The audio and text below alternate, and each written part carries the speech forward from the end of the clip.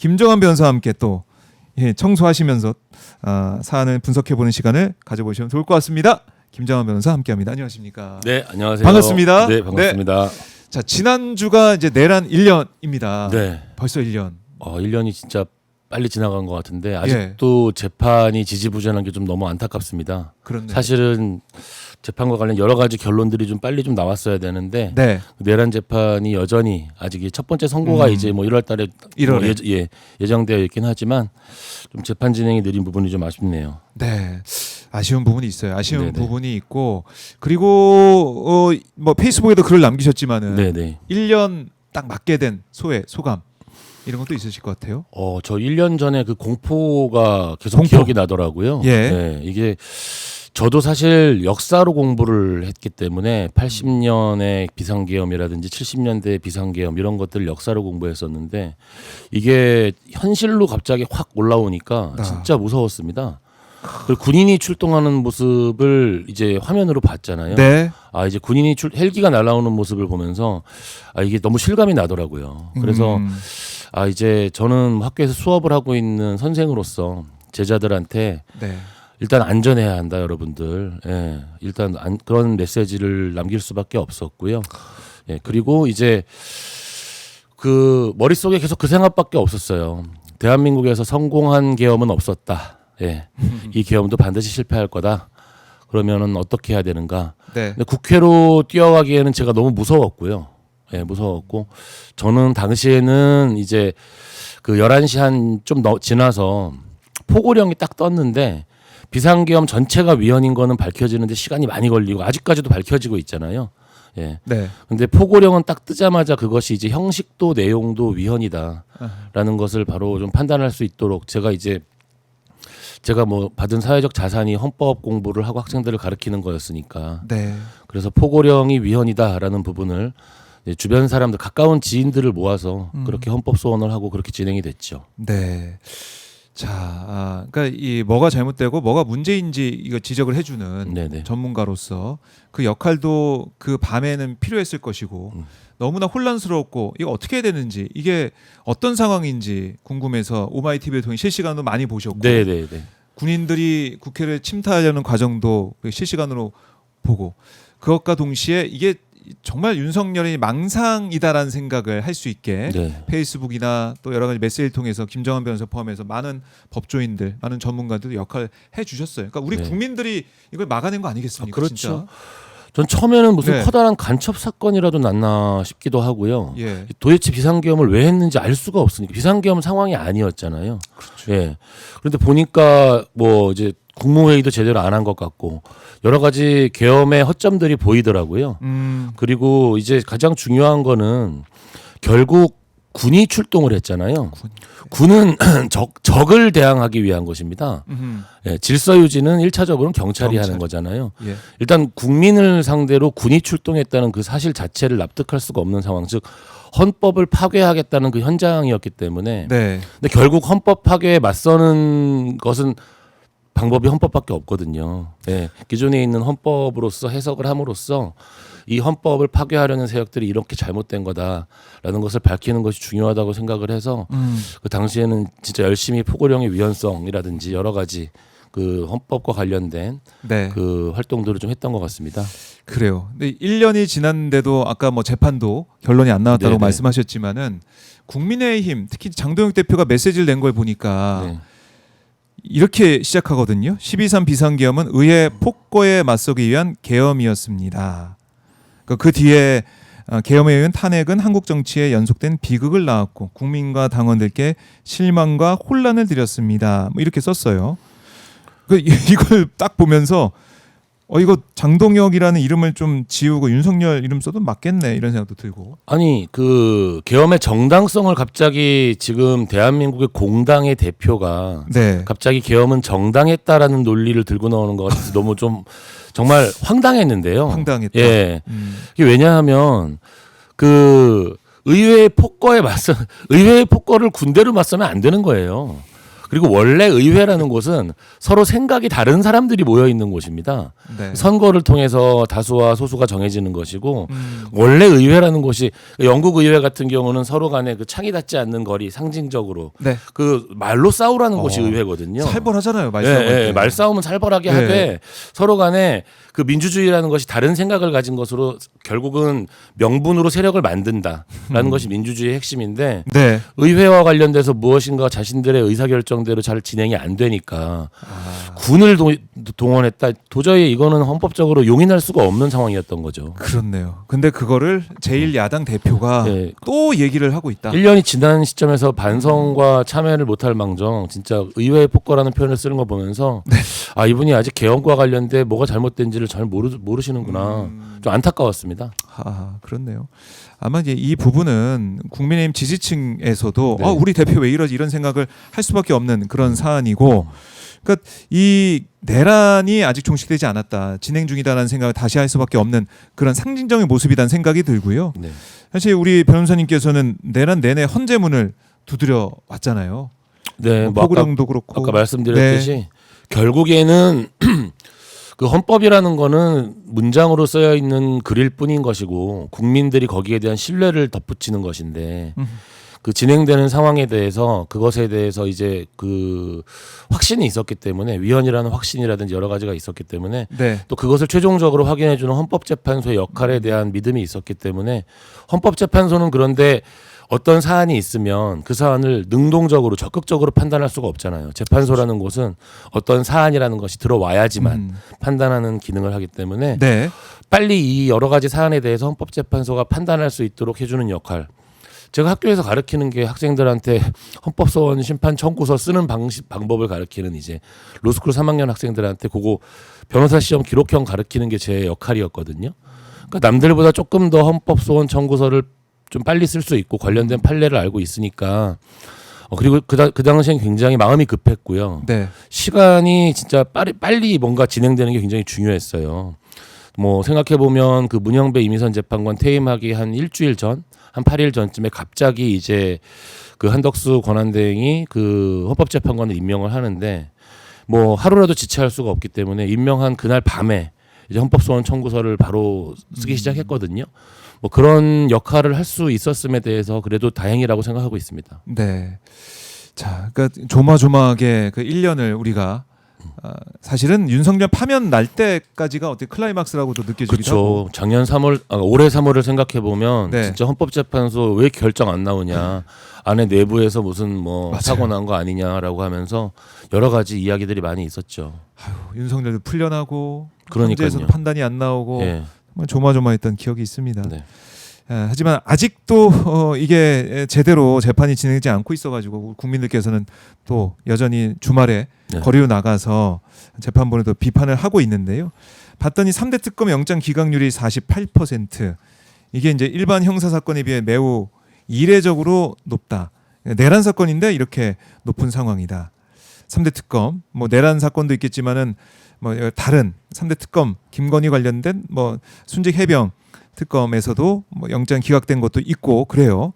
근데 눈여겨보는 것은 박성재 전 장관의 영장이 2번이나 기각된 거, 추경호 전 원내대표 기각, 한덕수의 기각, 황교안 기각, 이런 상징적인 부분들이 기각이 되다 보니까 더 큰 것 같아요, 현타가. 기자님 방금 말씀해 주셨듯이 특히 이해할 수 없는 기각이 많은 건 사실이에요. 특히 박성재 전 장관이라든지 추경호 전 원내대표 같은 경우에는 그 기각 사유 자체도 납득할 수 없는 같은 법조인으로서 위법성의 인식 문제라든지 혐의의 다툼이 있다라는 표현을 썼는데 특히 그 추경호 전 원내대표 이제 기각과 관련해 가지고는 그 영장 전담 판사가 물었다는 그 질문, 이분 간의 통화로 공모가 가능하냐, 저는 그 질문은 내란의 본질을 완전히 혹시 착각하고 계신 게 아닌가라는 부분에 대해서, 공모라는 것은 아주 오랜 시간 동안 같이 시나리오를 쓰는 것만이 공모가 아니고요.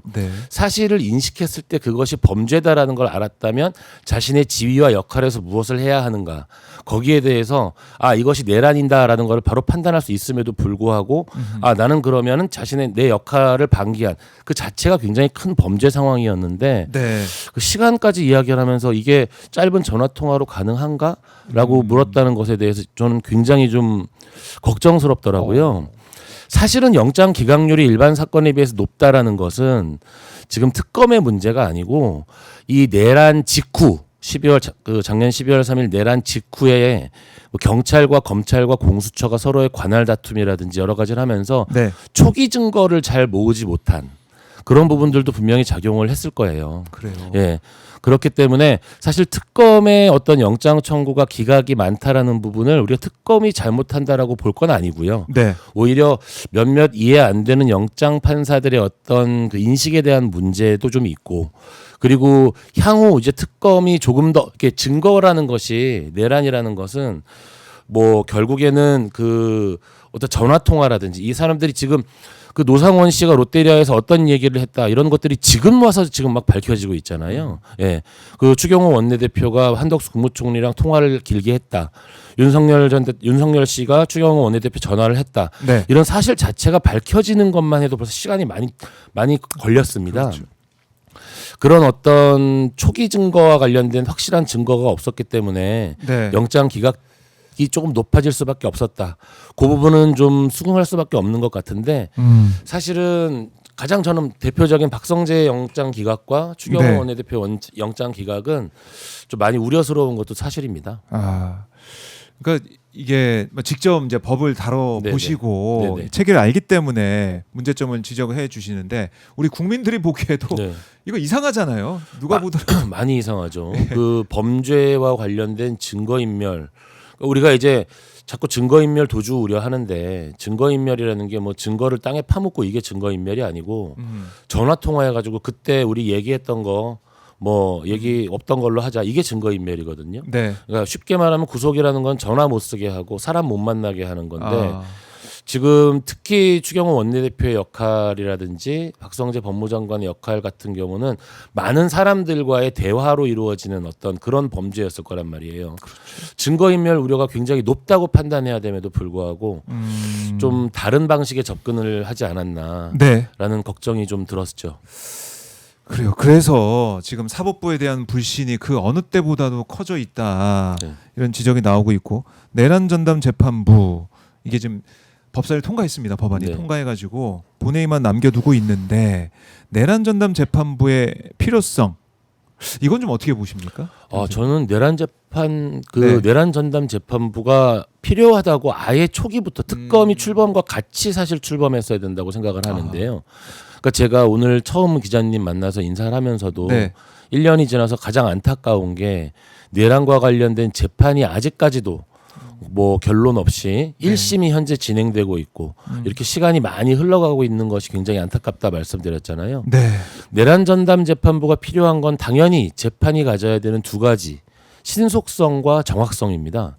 재판은 신속해야 되고 범죄에 대한 정확한 판단을 해야 되거든요. 근데 거기에다가 내란이 가지고 있는 그 범죄의 무게, 그 중대성까지 고려를 하면 네. 사실 내란 전담 재판부는 진작에 출범을 했어야 된다고 생각을 해요. 예. 다만 지금 와서 우려가 되는 것이 네. 1심이 어느 정도 진행이 되고 국민들이 이제 재판을 공개하는, 저는 재판 공개 법률을 중간에라도 만들어서 재판이 공개된 건 정말 다행이라고 생각하는데요. 국민들이 재판을 보면서 알게 됐거든요. 증인들이 얼마나 뻔뻔한 이야기를 하는지, 맞아요. 그리고 거짓말을 하는지. 심지어 한덕수 전 총리는 증언 나와가지고 제가 헌재에서 위증을 했습니다 라고 위증을 그냥 인정을 해버립니다.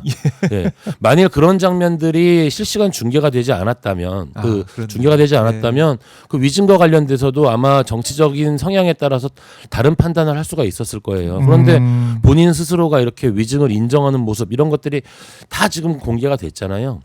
근데 이렇게 진행되고 있는 상황에서 내란 전담 재판부가 지금 좀 늦게 출범을 하면 네. 이게 문제가 생기는 게, 이게 내란 전담 재판부의 출범을 문제 삼고 싶어하는 사람들이 이것을 그 위헌성에, 저는 내란 전담 재판부가 지금 법사위 통과 안으로도 위헌으로 인정될 거라고 생각하지는 않습니다. 법리적으로 좀 이따 다시 말씀을 드릴게요. 네. 법리적으로 이게 뭐 개별 사건 법률인 여러 가지 지금 뭐 이야기가 나오고 있는데 그런 것들이 다 합헌이라고 생각을 하거든요. 그럼에도 불구하고 법이라는 것은 서로 다른 생각을 가진 사람들의 주장이 그 맞부딪히면서 그것을 판단하는 과정이 필요하잖아요. 네네. 그러니까 내란 전담 재판부가 위헌이라고 주장하는 사람들한테 너무 좋은 빌미를 주게 되는 것 같아요. 그래서 몇 가지 이제 포인트들, 뭐 법무부 장관이 추천위원을 네. 한다든지 이런 포인트들을 붙잡고 이제 그 물고 늘어질 경우에 이 재판이 더 지연되는, 오히려 신속하고 정확한 재판을 하기 위한 내란 전담 재판부인데 예. 재판이 굉장히 지연되는 효과가 어떤 일종의 사고가 발생할 수도 있다고 생각을 하기 때문에 아예 그렇다면 조금 늦게 출범한 내란 전담 재판부라면 그 공격받는 지점들 부분까지도 좀 깔끔하게 정리를 해서 아예 시비를 없애고 아예 시비를 없애는 게 낫지 예. 않을까라는 생각을 좀 많이 네. 하죠. 그러니까 이 1차적으로는 내란 전담 재판부를 처음부터 했어야 되는데 처음부터 그게 안 했어야 된 되죠. 부분이 아쉽다. 그러니까 그 법적으로 좀 설명을 드리면은요. 예. 그 우리가 뭐 반민특위라든지 아니면은 4.19 혁명 이후에 부정선거자를 어떻게 처벌한다는 법률이라든지 이런 것들이 헌법에 규정이 있었기 때문에 가능했다라고 주장하시는 분들도 있는데 그거는 사실 약간 잘못된 말이고요. 그건 소급 입법을 인정하기 위한 헌법 규정이었고요. 네. 전담 재판부는 원래 법률로 만드는 거예요. 원래 법률로 만드는 거고 우리 헌법이 사법권과 관련돼 가지고 네. 대법원과 각급 법원을 구성하도록 만들어 놓고 있는데 각급 네. 법원의 구성, 즉 사법행정은 사법권의 영역이라고 자꾸 사람들이 소개를 하고 있는데 사법행정이 사법부에서 실시하는 행정은 맞지만 네. 사법행정권의 권한과 범위는 입법 형성권에 있습니다. 법률로 정하는 거예요. 법률로 정하기 때문에 각급 법원을 정하고, 그러니까 뭐 행정법원이다, 회생법원이다 이런 걸 둘 수가 있는 것처럼, 네. 뭐 법원은 그 국회에서 만들면 되거든요. 내란 전담 재판부도 국회에서 법률로 만드는 건 국회의 권능 안에 들어오는 거라고 봅니다. 그러니까 권능 안에 들어오는 거예요. 들어오는 건데.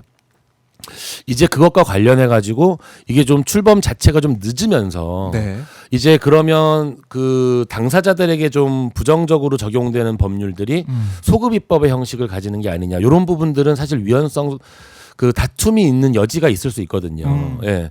그리고 뭐 처분적 법률 이야기를 하는데 뭐 개인 어떤 그 개인에 대한 법률을 만드는 거 아니냐라고 하지만 그것도 잘못 소개가 되고 있는 게, 지금 내란 전담 재판부를 만드는 건 개인에 대한 법률을 만드는 게 아니라 윤석열, 한덕수, 김용현 개인에 대한 게 아니라 내란이라는 개별 사건 법률이거든요. 개별 사건에 관한 법률들은 충분히 만들 수 있는 것이고 그게 특검법이에요, 사실. 그렇죠. 예. 그 개별 사건 법률에 관련돼 가지고는 합헌이라는 것이 쭉 헌법재판소의 판례의 태도기 때문에 그런 부분도 위헌으로 결정 날 거라고 걱정하진 않아요. 네. 않는데 이제 일종의 법정에서의 다툼도 전쟁으로 비유를 하자면 전쟁은 내가 가진 논리로 이기는 게 아니고요. 내가 가진 무기로 이기는 게 아니고요.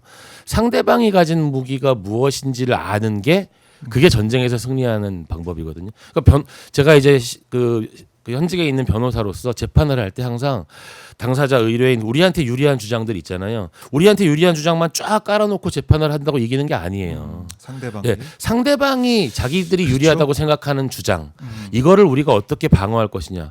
결국 공격과 방어를 잘해야 이기는 거거든요. 근데 지금 상대방이 지금 내란 전담 재판부가 만들어지면 무엇을 공격하겠다라고 지금 준비를 하고 있는 거예요. 소급 입법의 문제라든지, 그렇죠. 언론에 지금 다 나와 있습니다. 예, 소급 입법의 문제라든지 아니면은 그 추천위원회 구성과 네, 관련된 법무부 어떤 장관. 이제 법무부 장관 같은 경우는 그게 왜 문제야라고 얘기를 하는데, 사실은 법 원칙 중에 자기 일을 자기가 판단할 수 없다라는 대원칙이 있거든요.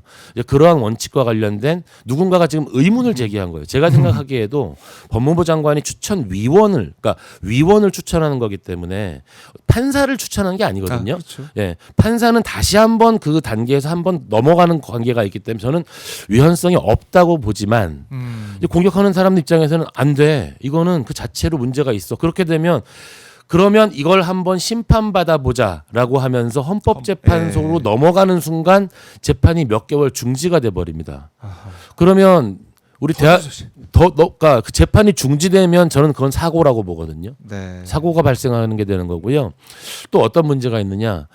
대한민국이 다른 나라와 달리 가지고 있는 특별한 제도가 네. 구속 기간을 6개월로 한정을 시켜놨잖아요. 이거는 대한민국 그 형사소송법 제정 때부터 만들어 놓은 이게 사실은 일제 시대 때 일본 애들이 우리나라 독립투사분들 다 구속 잡아놓고 너무 오래 잡아놓고 이러니까 거기에 대한 반성적 고려로 재판 빨리 끝내자. 근데 그 제도를 70년 동안 써왔단 말이죠. 근데 여기 이것과 관련해 가지고 사실은 구속 기간의 연장의 필요성이 있기 때문에 중대 범죄 같은 경우라든지 아니면 복잡한 범죄 같은 경우 구속 기간을 늘려야 한다라는 논의는 지금이 아니라 네. 계속 있어 왔어요. 그리고 사실 필요합니다. 필요한데 그게 입법적으로 정리가 안 되었던 상태에서 지금 정리를 하게 되면 분명히 소급입법 얘기를 할 거란 말이에요. 이거 그 소급입법 얘기를 하면 소급입법 부분은 또 그것도 그럼 심사를 받아보자라고 하면서 이제 재판 지연의 빌미가 되거든요.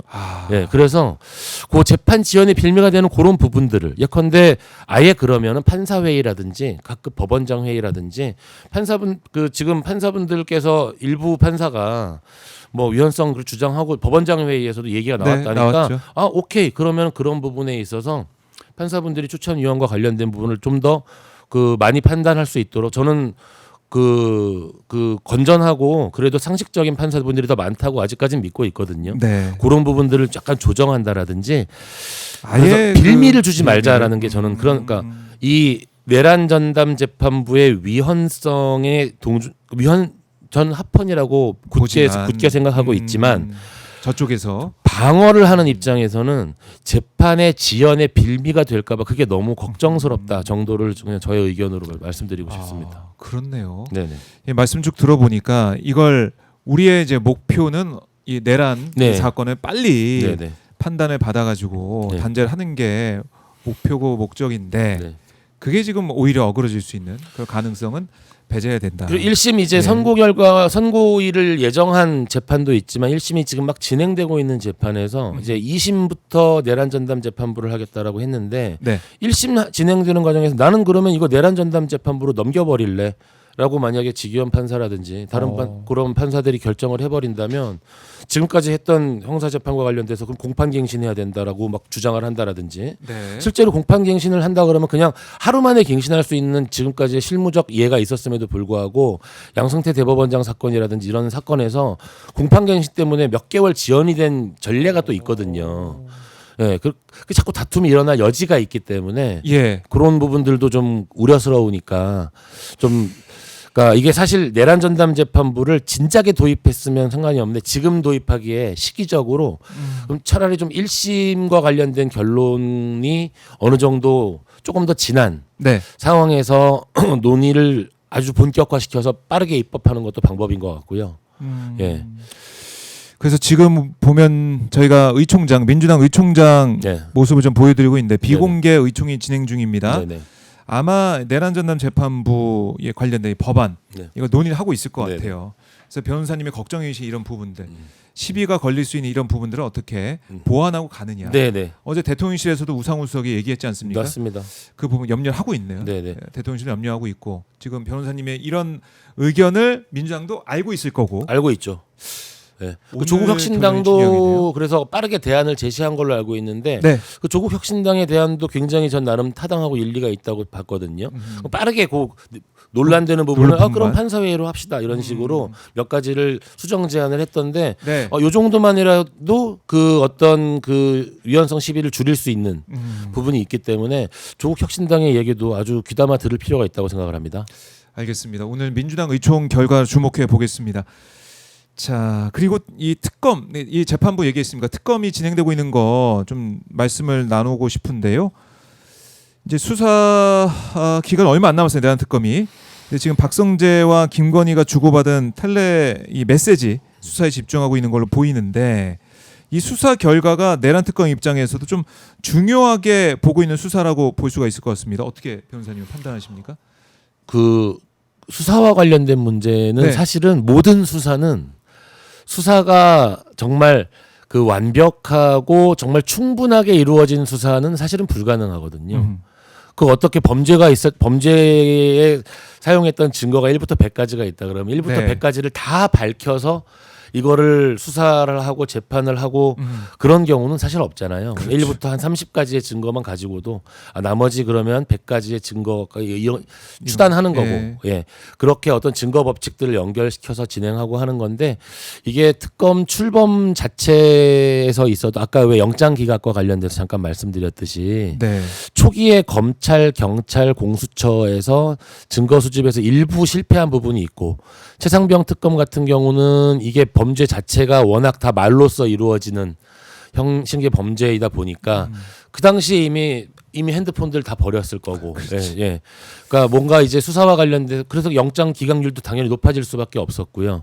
예. 국민들의 입장에서 뭔가 좀 답답함이 있는 것도 사실이죠. 사실이지만 저는 사실 특검이 굉장한 성과를 거뒀다고도 생각을 하거든요. 네. 뭐 구속 기소하고자 했던 경우가 불구속 기소로 바뀐 경우도 많이 있고 최상병 특검 같은 경우는 결국은 뭐 임성근 사단장 외에는 구속과 관련된 부분은 다 기각되고 이런 것들도 있지만 사실은 재판이 충분할 만큼의 증거를 모았다라고 해가지고 불구속 기소까지 다 공소장이 지금 나온 상태잖아요. 네. 그래서 너무 좀 비관적으로 볼 필요는 없다. 특검은 상당한 성과를 거두었다라고 저는 좀 판단하고 싶은 생각이죠. 네. 이번에 이제 박성재 이제 장관 이 텔레 메시지 이것도 네네. 보면은 이게 메시지가 남아 있어서 딱 확보가 된 게 아니라 네네. 그걸 캡처해 놨던 네네네. 그게 이미지가 확보된 걸 저희가 알고 있지 않습니까? 네네네. 지시한 중요한 사안에서 기억해야 되니까 네네. 캡처하고 우리가 그러니까요. 이 텔레는 저희도 많이 네, 캡처하잖아요. 맞아요. 캡처해서 나중에 봐야지. 네. 집에서 오는 특히 이제 집에서 온 메시지 이런 것들 네네. 캡처해가지고 두고두고 보면서 네네. 하나하나 처리하기도 하는데 그런 차원 아니겠습니까? 그러니까 결국에는 이제 김건희가 이 3대 특검 모든 특검 통틀어서 보면은 남는 사람은 김건희 아니겠냐 이런 얘기가 나올 정도로 그렇죠. 지금 계엄의 시작점 또 여러 가지 구명 로비나 이런 거의 시작점이 김건희 아니냐 도이치모터 주가 조작 이런 것도 마찬가지고 이런 판단을 국민들이 계속 내리고 있을 것 같습니다. 그렇죠. 그리고 특검도 이게 이번 구형과 관련돼 가지고 예. 그 한덕수 전 국무총리 15년 구형이 나왔을 때 많은 사람들이 놀랐고 사실은 거의 25년에서 굉장히 정말 심하면 그 더 중형을 이제 구형할 수 있지 않느냐라고 했을 때 뭔가 15년 구형이 나온 이후에 네. 이 특검이 가지고 있는 이 어떤 위상이라든지 아니면 이 재판과 관련된 중요성 이런 것들 때문에 다른 구형과는 달리 실제 판사가 내리는 실제 형과의 차이를 많이 줄이고자 했을 것이고 실제는 15년형이 나오거나 15년이 더 나올 수도 있다라고 얘기를 사람들이 나눴었잖아요. 예. 그런데 김건희 씨가 15년형이 나왔잖아요. 그렇죠. 김건희 씨는 자본시장법이고 관련된 주가 조작 관련된 여러 가지 이건데 네. 사실은 그것과 관련된 그 구형으로는 최고의 형을 지금 구형받은 거거든요.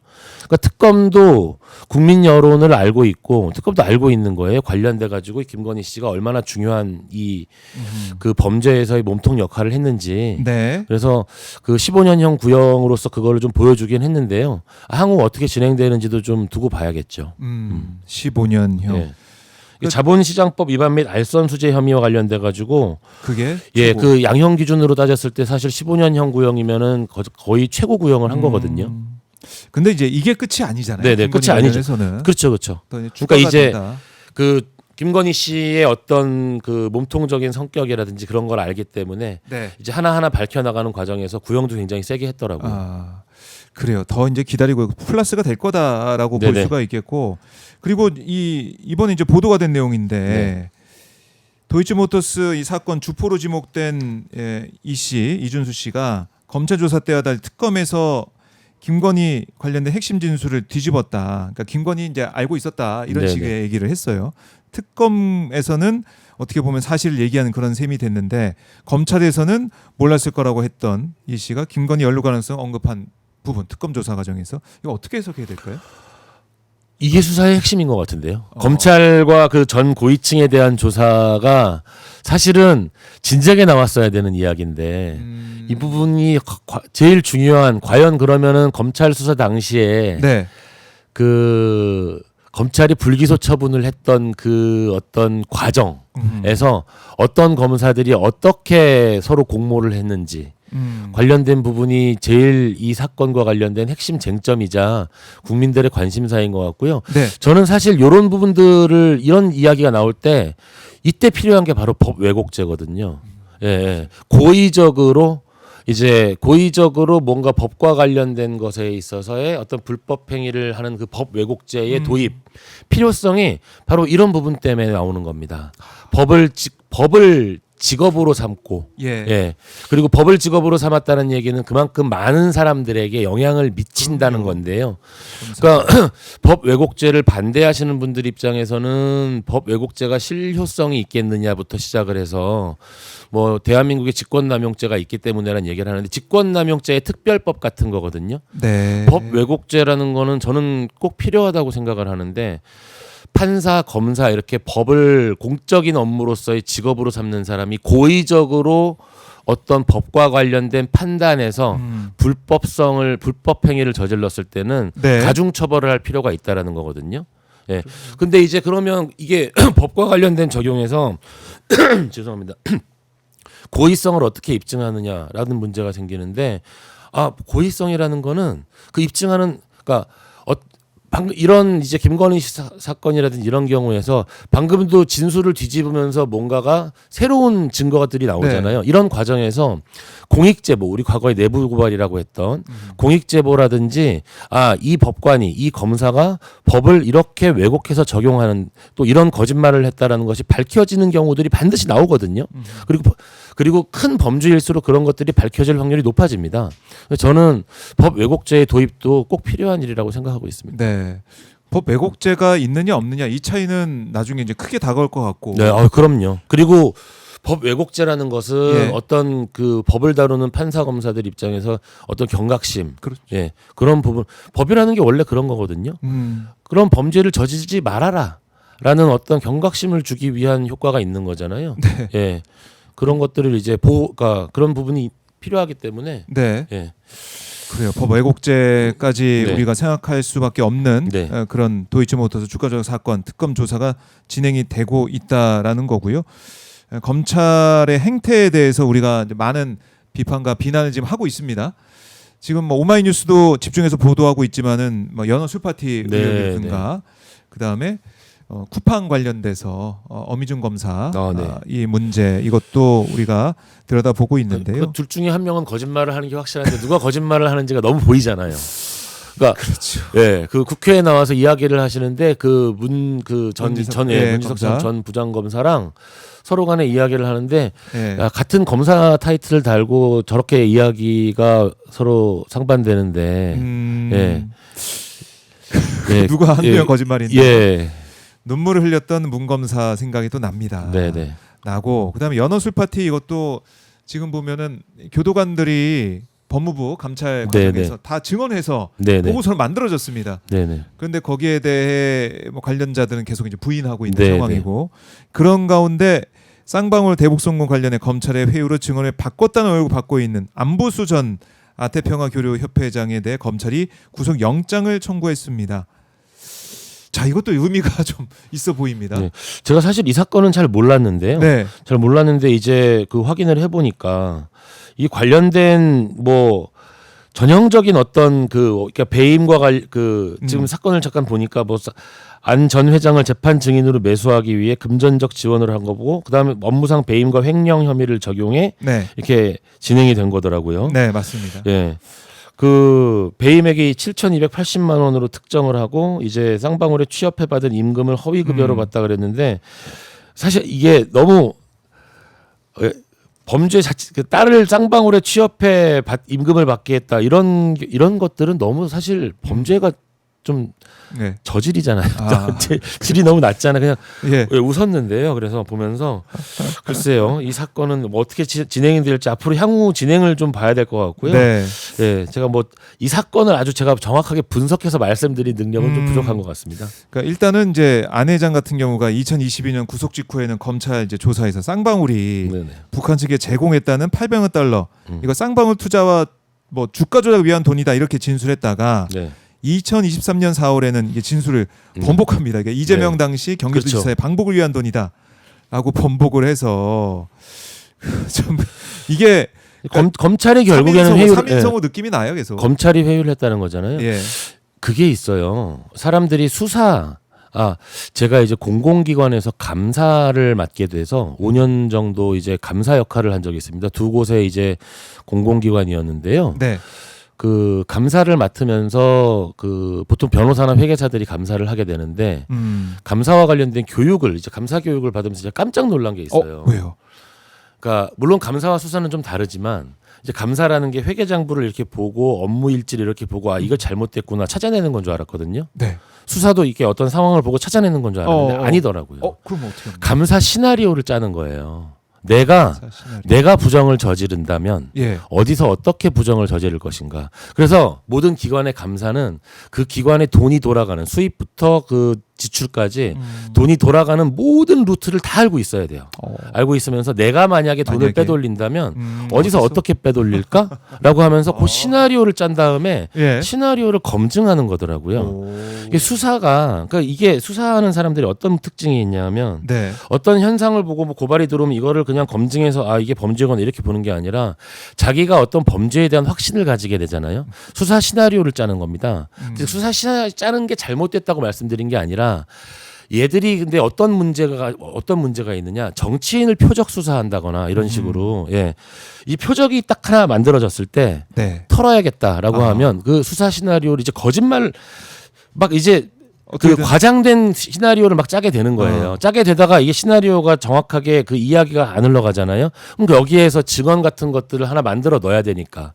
그러니까 이제 가짜 회유를 하기도 하고 이런 그게 발생을 하는 거더라고요. 이게 수사기관의 고질적 문제인데 사실은 그래서 이런 식으로 검찰이 회유를 했다라든지 수사 과정에서의 문제점이 밝혀지는 거는 정말 중대한 범죄로 처벌을 해야 되는 거예요. 그러게 말입니다. 다시는 못하게. 그럼요. 이게 정말 이 수사와 관련된 관련자들의 인생을 망가뜨리는 일인데 본인들이 직업이 수사라는 이유로 이 수사를 함부로 이렇게 과장되게 하고 회유하고 이런 게 너무 일반화되어 있었고 또 그거를 오히려 검찰들은 자랑합니다. 그거를 마치 무슨 뭐 칼잡이 막 이러면서 칼을 특수보건사들 칼을 휘두르면 안 되죠. 칼을 휘두르라고 놔둔 게 검사가 아닌데 막 그래서 이게 이른바 이제 그림을 잘 그려가지고 잘 그림 그려서 그걸 기소까지 하면 내 할 일 끝난다 이런 느낌을 가지니까 그러니까 그 다음에 무죄를 받고 나서도 사과하는 검사 한 명 없고 그죠? 그러니까 무죄 비율이 계속 올라가잖아요. 그렇다고 해서 뭐 검사가 불이익받는 것도 그러니까요. 그러니까 이런 폐악을 바꿔내야 된다. 이게 앞으로 이제 과제다. 뭐 검찰 개혁, 검찰청도 이제 없어진 상황이 됐지만은 이런 폐악을 어떻게 없애 버릴 것이냐. 안보수 전 회장 구속 영장을 청구한 이 부분들 이것도 지켜봐야 될 것 같습니다. 자, 저희가 오늘 김정환 변호사 여러 가지 얘기를 좀 나누고 있는데 계엄 1년 지나서 쭉 이게 흘러온 모습을 보면서. 학생들과 이제 얘기를 나누거나 직접 이제 가르치고 하실 때 뭔가 좀 달라진 부분이 좀 있습니까? 이것도 좀 개인적으로 궁금하네요. 아니 학생들 수업 시간에는 제가 작년에 공포 이 정도 이야기만 전달하고 여러분들이 안전하길 바랬다. 선생으로서의 딜레마인데 국회로 뛰어간 시민들이 그리고 그 대한민국을 구했다라고 생각하지만 나는 뛰어가지 못했고 나도 제자들한테 뛰어가라 말할 수 없는 사람이었다. 그런 부분의 딜레마를 고민한 적이 있다 정도 이야기를 하고 그냥 그 진도 나갑니다. 기본권과 관련된 판례를 열심히 해설해 줍니다. 근데 진짜 이 현장도 현장이지만은 교육하는 그 과정도 중요하다는 생각 다시 한번 하게 됩니다. 그럼요. 법을 자기 제멋대로 자의적으로 판단해서 해석하고 망상에 사로잡히면 안 되는 거 아니겠습니까? 그리고 그런 거는 생각을 했어요. 너무 국민들이 법을 많이 알게 됐어요. 헌법재판소 재판관, 대법관의 숫자 이런 거 알 필요 없거든요, 사실. 근데 이제 이름까지 다 알잖아요. 대법원장이 어떤 역할을 하고 대법원장이 대법관을 임명할 때 뭘 하는지까지 지금 알게 됐는데 이 사람이 그 병에 대해 많이 알 필요 없거든요. 병에 대해 많이 안다는 건 건강 염려증이 있거나 많이 아프다는 거예요.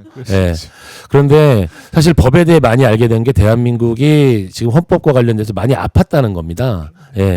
이제 근데 아팠으면 이제 면역력이 생기고 이제 다시 몸이 건강해져야 될 때가 된 거죠. 네. 빨리 건강해지기 위해서 내란 재판 빨리 어떻게 정리가 되고 이제는 사실 제가 그러니까 이재명 정부가 들어와서 개헌 논의가 바로 시작될 줄 알았는데 개헌 논의가 지금 많이 이야기가 안 나오잖아요. 네. 내란 재판에 묻혀 있는 거거든요. 이제 좀 건강한 이제 우리나라도 조금 기본권과 관련돼서라든지 또 어떤 국민의 삶과 직결되는 부분에 있어서의 개헌 부분을 다룰 때가 됐거든요. 네. 이제 그런 시기가 곧 다가올 거라고 그렇게 믿고 있습니다.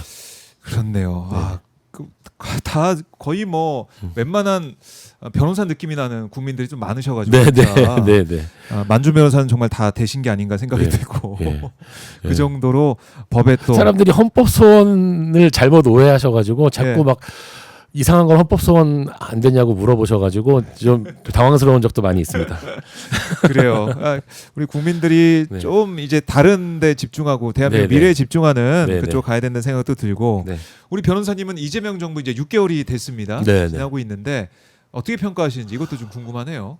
저는 법 쪽에 일을 하고 네. 있지만 사실 이재명 정부 들어서 그 외교 분야라든지 완전 그 성과는 대단한 것 같아요. 그 생각을 해봤어요. 에이펙 때. 에이펙 때. 예, 윤석열 씨가 대통령이어서 이 에이펙 어떻게 됐을 것인가.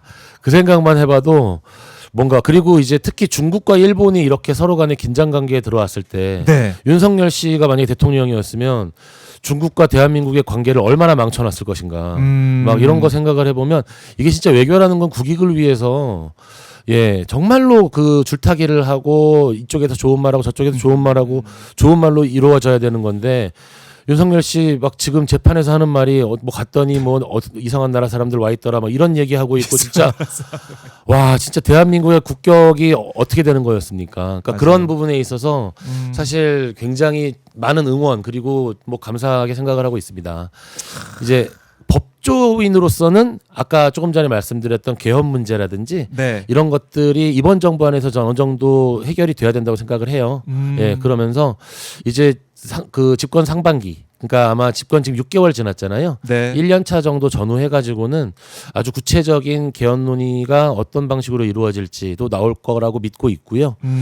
그 6개월이 지난 후에는 내란도 일심이 지나고 어느 정도 자리를 잡아서 국민들이 조금 더 민생 그리고 그런 부분에 네. 집중할 수 있는 그런 때가 또 곧 올 거라고 믿고 있습니다. 네, 곧 올 거라고 네. 많은 분들이 또 응원을 하실 것 같습니다. 네. 변호사님 오늘 말씀 잘 들었고요. 네. 오늘 제가 처음 뵙습니다. 처음 뵙는데 직접 네. 면대면 처음 뵙는데 네네. 인상이 너무 생각보다 얼굴이 큰가요?